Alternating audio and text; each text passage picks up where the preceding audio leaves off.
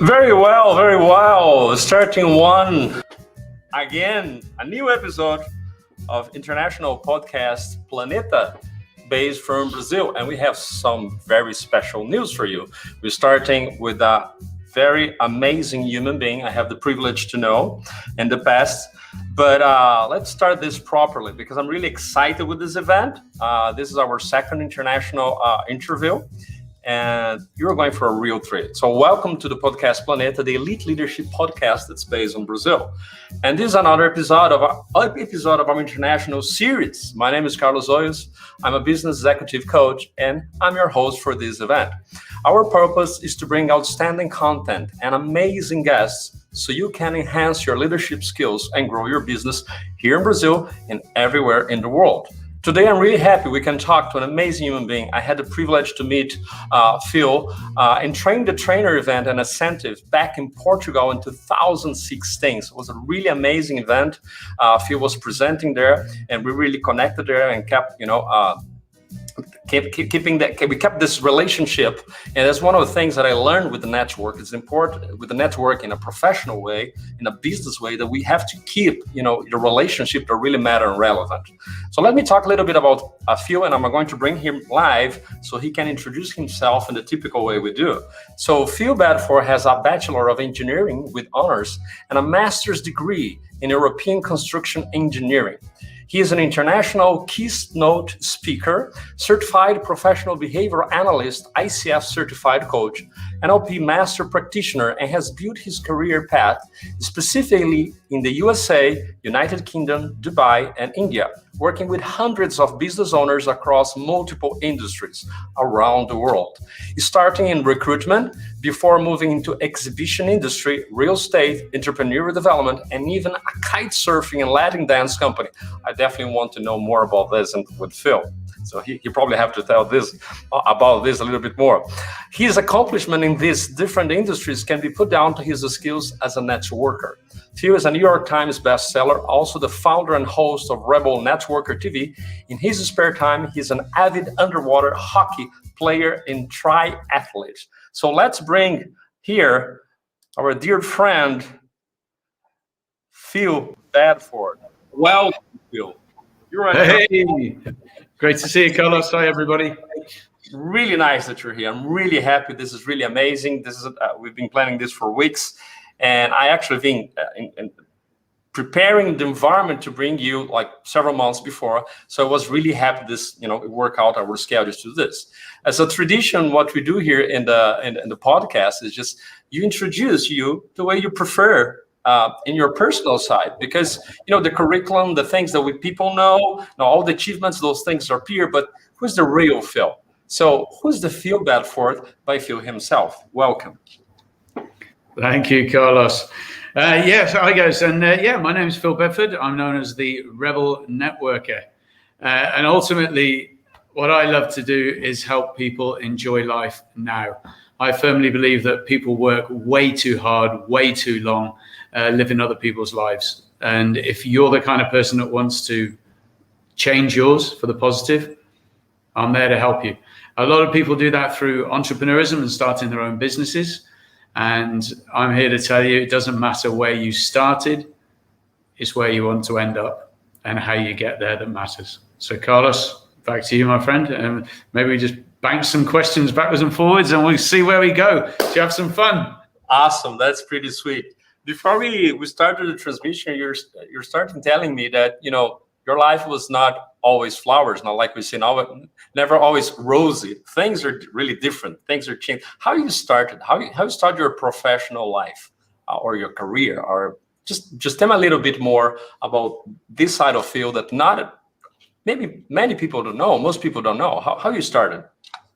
Yeah, a lot of people don't know. I mean, the books at the back kind of help from a professional perspective. And as you mentioned, I have a master's degree in European Construction Engineering, which is all very nice. Although, don't tell anyone I hate engineering. I decided years ago I really wasn't going to do this. But the interesting thing, as I was saying to you earlier, when I left school, I actually left school only with a qualification in history and I think a very low one in biology. And I failed English language, English literature, mathematics, the sciences.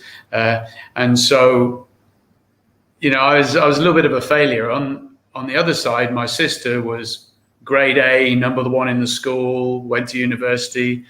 And so I was a bit of a failure. But what I realized was, number one, it wasn't my fault. No one told me that I had to study for my exams. I thought you just had to know it up here and then turn up. And obviously that's not the case. So basically I failed. And I ended up putting myself back through college, washing dishes 5 days a week. And then 1 day a week I go to college to study. So I decided this was the way I was going to try and catch up. And interestingly enough, all the people I was at college with were getting paid to be there. I paid for myself and put myself through washing dishes. So I grew up at 15, 16 years old with 3 or 4 jobs every week, and working hard, understanding the value of working hard. My family were not entrepreneurial. My dad was a welder. My mother was a nurse. And my sister was the first person to go to university, even though she was younger than me. So watch out for your younger sisters. They'll overtake you. But no, and that's where I want, Carlos. But again, I was still under the illusion that education was everything. You had to have a degree, you had to have a master's, because that's the way I was brought up.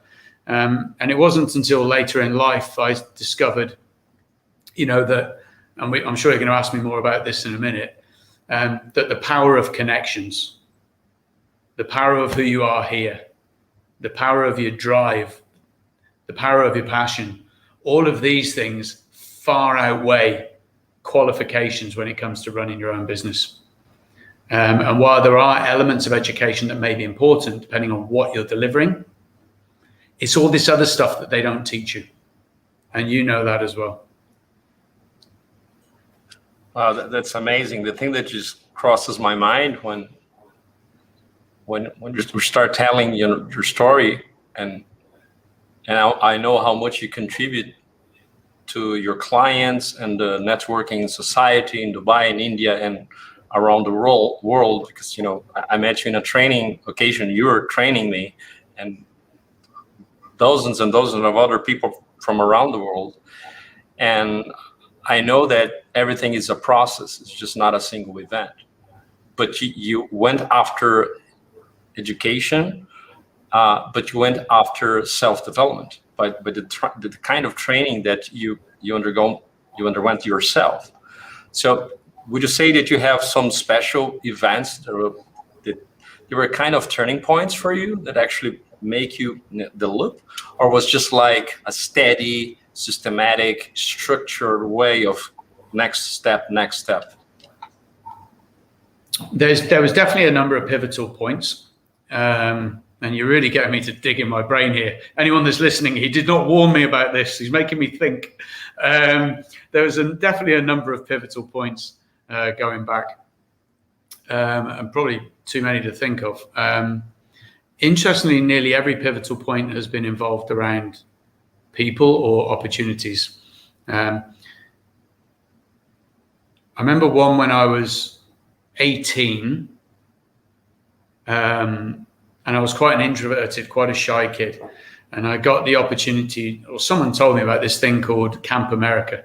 Camp America is, they get students from the UK to go to America, and they work for the summer on the holiday camps. And the idea is they pay you like $100. They pay you nothing. But the point is they pay for your flight, pay for your accommodation, and you get an experience. And I remember at 18 years old, just applying for this, never thinking I get it. And suddenly they're telling me I'm off to America. And I was pretty shy, didn't have much of a background. And I suddenly end up in America on this summer camp. And then after America, traveling around America, hitchhiking on buses, sleeping in bus terminals, anywhere that was cheap. And I just remember, I remember that as very pivotal. Just trying to break the norm, break the cycle of college, because I was at college. I think the other one was a number of years later when I was actually working in recruitment in a place called Bristol. And it's very much what we call dead man's boots. There's nowhere to go unless the boss above you goes, wherever that is. And I've been in recruitment for 5 years. And I remember I had a girlfriend, lovely girl. I had a job which paid well. I felt professional, but unfulfilled. And I went on holiday to Dubai to see an old friend of mine who was an air hostess here. And she already had a life, had a boyfriend, everything. But I came out on holiday. And while I was here, I decided to go desert driving, in the big dunes. So I was in a Jeep. But when we finished with the desert driving, I got talking to a guy. What they do in the desert is they let the tires down when they want to go on the sand so they don't sink. And afterwards, obviously, pump them up. So we were pumping up the tires, and this guy started to talk to me. And he was from a similar place to me in the UK. And he basically said, "Oh, you're on holiday?" I said, "Yeah." He said, "Come and have a look at my business. Come and see what I do." And this was an exhibition stand business.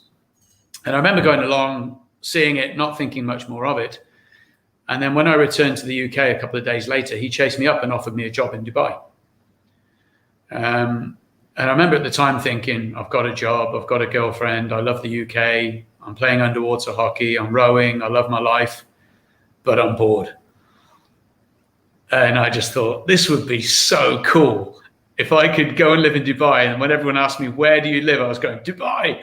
And so I just quit everything, flew to Dubai and started my new job. And I remember my old boss put me up in his villa because he wasn't in the country at the time.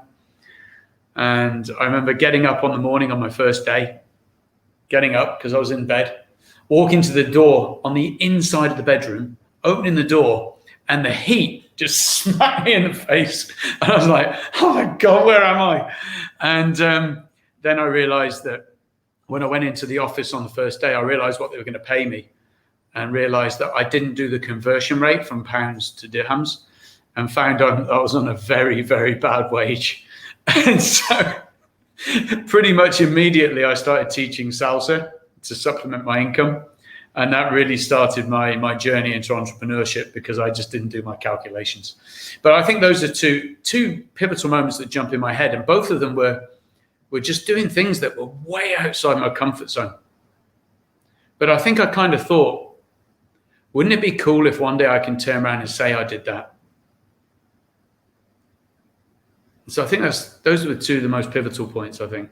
Just doing something that looked really cool and actually not even really considering the implications of doing it, just doing it. That's really cool. That's really, really cool. I mean, you went with the guts and with the inspiration and the passion, and probably we wouldn't be here if you hadn't decided that way, even if you did the calculations. But we're here to talk about the deadly sins of the startups, right? So you have a book that's amazing, the 7 Deadly Start-Up Sins. And I have my business almost 8 years now. 8 years? Yes, almost 8 years. And it was interesting because I saw some of the reviews and some of the recommendations books on the book. And one of them was just like, I should be the one writing exactly the same thing. I wish I had read this book when I was starting my business, and that was the real thing. And you know, and I know, and whoever has a business knows the difficulty is keeping up the business and make it grow, to make it scale, and make it, work by itself without having to put 10, 12, 15, 20 hours a day and make the things happen. So and I know that you're launching also a training on the 7 Deadly Startup Sins. So tell us a little bit more about what are these deadly sins of startups? Oh my gosh. Well, without listing them all, which I think would just be a show in itself, I'm pretty mad at me because then you wouldn't buy the course or the book. But let me sort of give you a rounding of it because there is a common thread to a lot of this. So firstly, all the people I've worked with over the years tend to be small business owners, and there's a variety. But I honestly expected to see so many different mistakes that people were making. But what I found was it really was the same 7 that kept turning up time and time again. And what I decided to do was, really just sort of verbalize this, put it down in writing and bring a load of examples to it. And again, as you go through the book, you'll see they're not the ones you maybe expect to see. You know, if someone never launched a business and you said, why do businesses fail? They probably go, well, nobody wanted to buy anything and you didn't have any money. And those would kind of be maybe the two obvious ones, but there was so many others. And again, it really depends where people are in their new business. What became very obvious to me was, you know, when people start a new business, there's different kinds of new business. And particularly from where I live in the UAE, you know, there's a very high expat population here, a lot of Indians, particularly very successful, and obviously a lot of Arabs are very successful. And they have legacy family businesses. And what we find here is there's a lot of people that are doing startups, but when they're doing a startup, well, actually, they're just the first new business that their family are doing. So when they start their business, they've got loads of money from the family. They've got loads of advice because the family have done 3, 4, 5 businesses. So maybe their first business, but the support structure and the resource structure they're pulling from is really powerful. So it's not really, it's a startup, but it's not. It's more like the next thing they're doing. What I realized that the people I was working with were people who were, when they're doing a startup, it was like me. It was like my dad. I'm doing a business and it's literally the first time. I'm the first person in my family to do it. I'm funding this from my pocket. I'm funding this from my wife's holiday money and you know, my new shoes and my children's future. I'm funding this from my heart. I don't have a backup plan, you know? And also every single thing I'm doing, it's new. And so startups aren't made differently.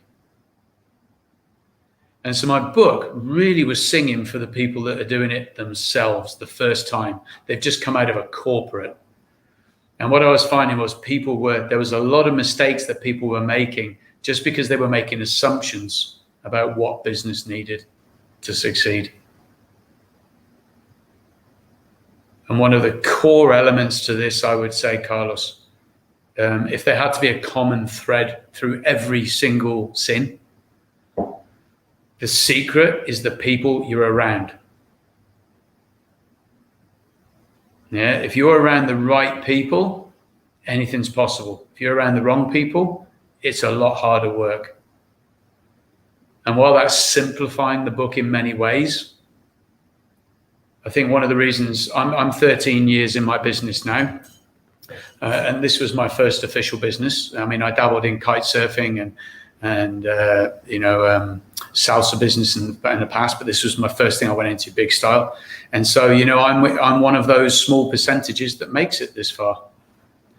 And I have to say, you know, could I say lucky? I think maybe yeah, but at the same time, you make your own luck. If you choose to surround yourself with people who can help you get there because they've been there, done that, and they want to help you, life's a lot easier. But people choose to do it on their own, whether you call it bravado or ego or confidence. You can do it on your own, and a lot of people have. But you have to work a lot harder.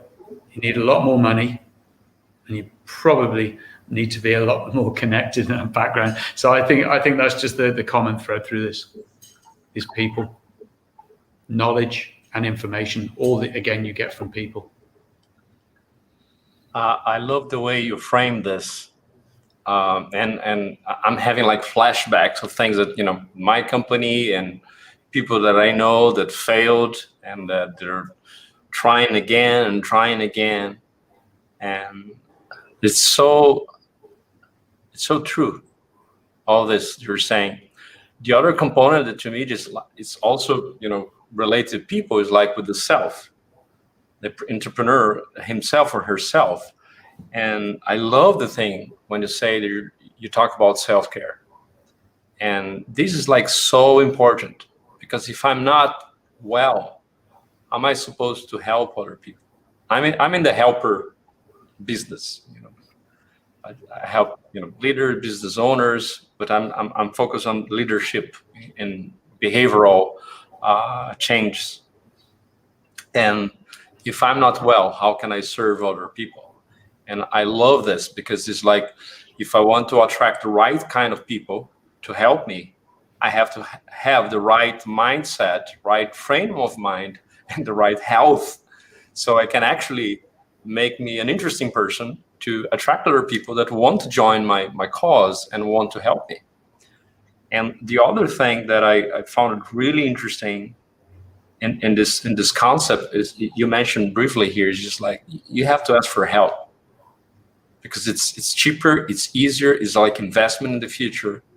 And I don't know if it would be okay, but what are the major people that you found that really helped you along your journey, those 13 years of business? I know you know a lot of I don't know how this would translate, with the heavy duty guys, the guys just like really international guys, and they're help like yourself now. And if I have the option to choose somebody that's local and somebody international, at least I like to think internationally. I like to think bringing things and knowing from the best. It doesn't matter where they are from and what do they believe, but if I have this knowledge, I want to learn from them. So perhaps, one or two people that that made a difference in your life. It's something that we always learn. I think it's in one of your books. It doesn't matter who you know, is how much you know, or what you know about people that you know, right? Yeah, it's not so much. There's another one. It's not what you know, it's who you know, and the addition is how well you know them. Exactly. Yeah, and it is interesting what you say, Carlos. It's I've been blessed over the years.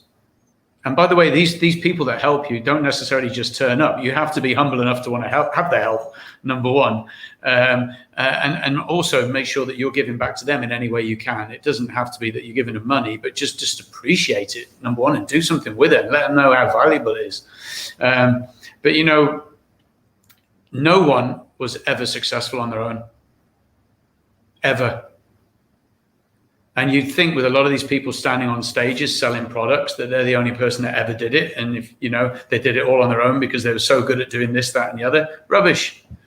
Every single person did not do it on their own ever. They couldn't. It's impossible. And so but they won't tell you how they got there necessarily. They'll just sell you their product. And so I think it's really important that we share our own success journey so that people can choose to model that or learn from it. And all I would say is, over the years, obviously, I've had different models. And I like to look for people who are more successful and further than me. And sometimes, when I'm talking to them, I start to sweat. I'm talking to them, I'm like, oh my God, my back's going wet. I'm like, this person is just so scary. But not scary, horrible, scary, like successful. And I'm sitting there going, oh my God, I'm actually talking to this person. And this still happens to me now. And the interesting thing is, I can look back at the people that used to do that to me, and I've moved on. I've learned, moved on in a different way, whichever way you want to judge that. And so I think we've always got to be looking, we call it networking up. Always look for that next person that you can learn from and contribute to. Remember that you contribute. Some of these people, just like I said, contributing to them is just having a coffee and letting them know they've made a difference, some of the individuals, oh my gosh, over the years, my sister. My sister, when I was a kid, I was heavily bullied. I had a terrible life. She dragged me to the hairdressers, forced them to cut my hair, took me to a clothing store, said, you will dress this way. And then basically my future started. Suddenly I wasn't a geek anymore. Suddenly I was a relatively good-looking kid. And of course, then the confidence came with that. Can't belittle confidence, right? So it really started with my sister. And then, of course, sometimes you even have to acknowledge the people who are negative in your life, because the negative people can show you how not to do things if you choose to learn that way. Over the years, I've had contributors who I've spent a bit of time with, but, so people like Dr. Ivan Meisner, who you know well, who was very deep in BNI and Incentive. Obviously, a lot of his his work on relationship marketing has been fundamental. That's given me a lot of my knowledge. I was lucky I was already doing it before I met BNI and Ivan, but again, some of the stuff he's done has come through him, and I know he learned a lot of his stuff through other gurus. Mike Macedonio, you met him. Eddie Dawn in in Lisbon, again, fantastic people. My wife. I know people say their wife, and they feel like you have to, otherwise you're going to get pulled out. But no, my wife, absolutely. I mean, she's just such a driven person. She shows me how relationships can be as well. She's always giving to other people. Sometimes I think excessively, but then when she wants help or needs help, she has 10 people saying, how can I help? Whereas most of us might have nobody. So I think, Carlos, we can all sit there and say 1, 2, 3, 4 people. But I think what we need to realize is we can learn from everybody. Whether it's the guy who's cleaning your building, cleaning the street. I remember years ago, I parked my car. I was teaching salsa at the time, and I was working in an exhibition stand company we talked about before. And I used to park my car in this car park, and then I would park it, go up to teach salsa. Anyway, there was a guy there who used to clean cars, and it wasn't his job. He just did it for 5 dirhams, 10 dirhams. And I remember one time I parked my car, and he put a dirham, which is the monetary thing here in Dubai, put the dirham in the machine to get the ticket, walked over to me and gave me the ticket. Right? I mean, I'd seen him over the couple of months because I always used to wave at him. And he came over, put the money, got the ticket, brought it over to me so I didn't have to walk and get the ticket. And I was just like, that's thinking. So what do? Let him clean my car again. But the point was, this is reciprocity, and it's using reciprocity in a really smart way, because I'm also more likely to have my car cleaned because now I owe him. And I remember he even pushed me, asked me if I knew anyone that was employing jobs, and my company was looking for a driver. I ended up putting him forward to my boss as a potential driver. Fast forward a year later, the guy's the #1 driver in the company, and he's happy with his new job. Whereas a year before that, he had no job and he was washing cars. You think I learned from him? Wow, that's a really mindset of learning with the positive and the negative in every situation, with every person, with every possible encounter. This is really powerful, and we don't see this very often. Of course, in the self-development arena, and you see this, but in general, unfortunately, business owners don't have that mindset. And apart from that, what other skills that you believe, and I know that you talked about this in the book, but in general, that are essential for business owners to be successful? What are core competencies or abilities do you believe, apart from learning networking, because it's sort of the background here? I think, and again, there's for everything I say, there's going to be someone else who did exactly the opposite and succeeded, right? That's just life. But I think what you're looking at is when people do the opposite, they do tend to have more resources, like money, or they work a lot harder, But I think learning is a huge one. And I don't mean necessarily sit down and watch courses and do books. That's one way. The other way is just to watch and model people. Find your heroes, see what they're doing. Always find someone that's more successful or better than you and learn from them. And be humble enough to know that you don't know it all. I think the minute we think we know everything, we're already losing money. So one is that constant learning, constant striving. The other one, I know we've talked about networking, but I think that's so powerful. Making sure you're in a community of people that are willing to give and contribute, again, is so powerful. If we choose to step away from that, okay, but that's a choice. You said it yourself, self-care. Now, again, we all, as entrepreneurs, have periods in our life where we work crazy hours, we don't see family, we don't look after ourselves. There's always that time when we have to do that, and that's entrepreneurism. But it can't be all the time, every week, every day, every month, ongoing with no end. That's not good. So, and a lot of people are doing that because they don't know how to structure their time. There's a great example of self-care. And you know when you're on an aeroplane and you're flying, and they give you the safety brief. And they say, when the mask drops in the case of emergency, put the mask over your kid, right? No, they say, put it over yourself. Because if you can't look after yourself, your kid's already in trouble, and so is you. So that's the thing. We've got to learn how to look after ourselves. But as human beings, our first impact is do that. And so we need to, entrepreneurship is not easy. And if we're not healthy here and healthy here, it's so much tougher to have the energy. So I love what you said earlier on about acknowledging that. So I think looking after yourself as well is a huge one. But doing that with not necessarily balance, because that doesn't exist, but some kind of respect for what you've got going on in your life, and learning to schedule your own time for yourself and your family as if it were your best client. Schedule the time for yourself and your family as if it were your best client. And really just get up off your backside and get out there and do what you need to do. No excuses. And I think one of the last ones, my favorite, is learning how to use your calendar. It's really boring. I know. I don't like being told what to do, but calendarize things. Learn to take action immediately. If it's important, put it in your calendar. If it's not there, you'll forget.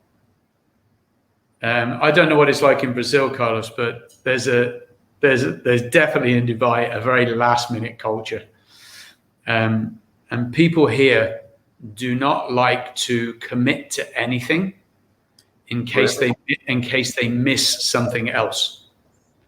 So what they end up doing is missing everything because they forget to catch it. I think we have some similarities with the Arabic culture, and I think that's one of them.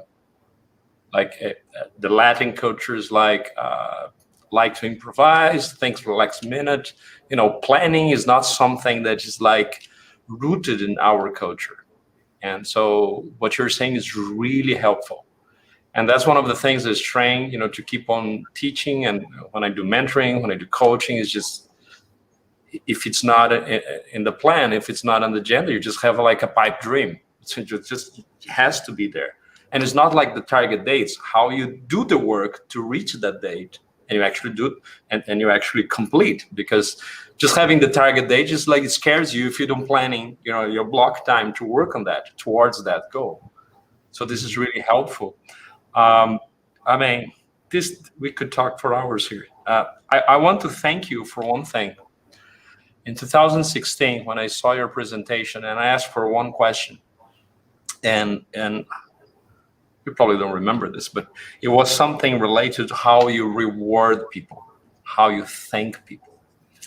And the answer that I gave, you're just raising hands, how you think you reward people. And I think one thing that I said, and you say that's when that's when people are still working on the scarcity mentality. And that was really so profound to me.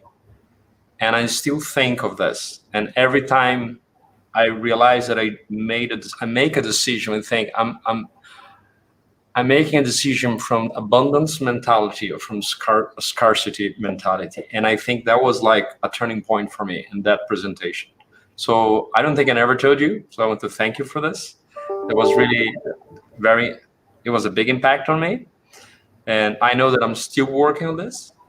Because it's a mindset that's rooted in some sort of belief when I was a kid or something.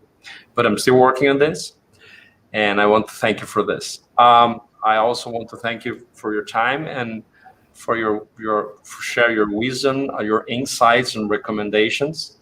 And whoever's watching this live on the replay or just listening, go after Phil's books.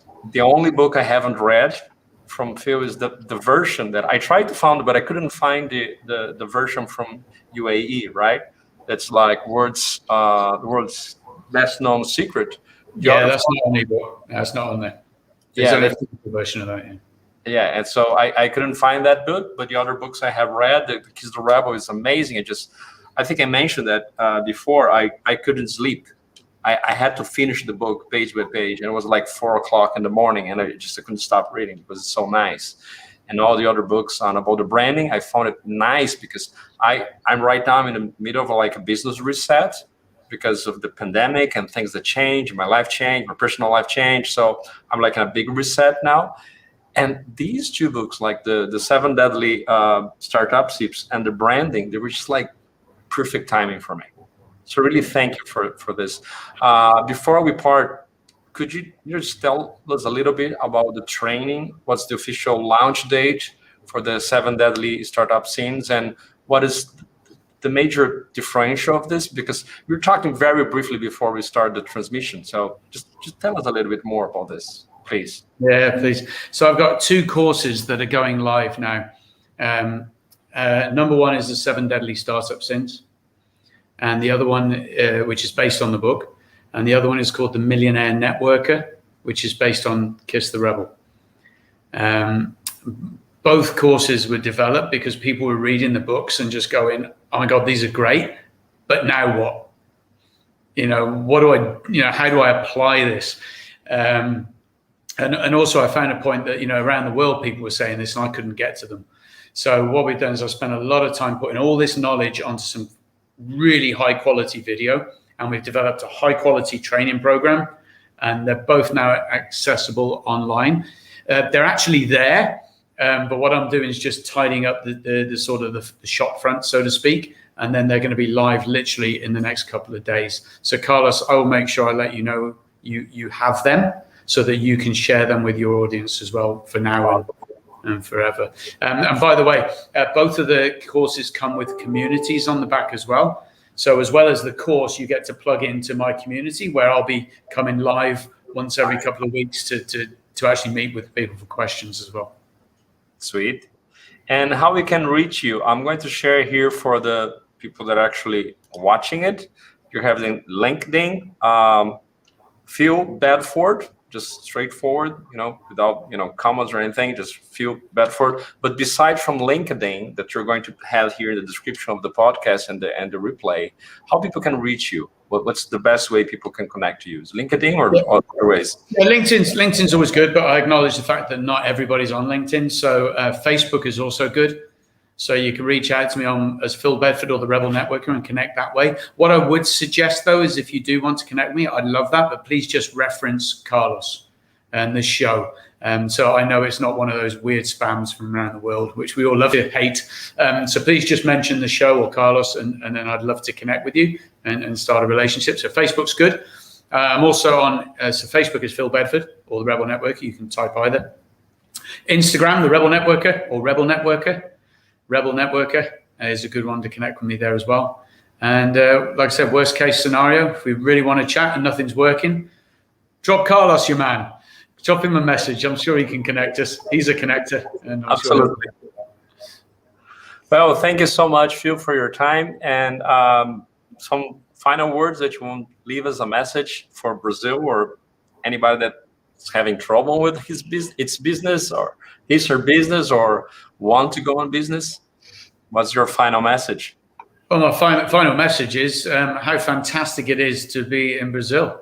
I've spent a bit of time there physically. It's been a long time since I've been. This is my first time to be there in business. And I say to guys, Brazilians have got this great warm culture. You love to party.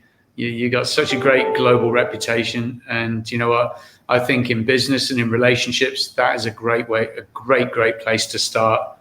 So I think you've got all the makeup, and sometimes we just need a bit of process to help with that. So reach out to Carlos. He's your man. Stay in touch with his shows. He's doing a great thing here and he's taking it global. So how about we support him as well? And hope to stay in touch with you guys soon.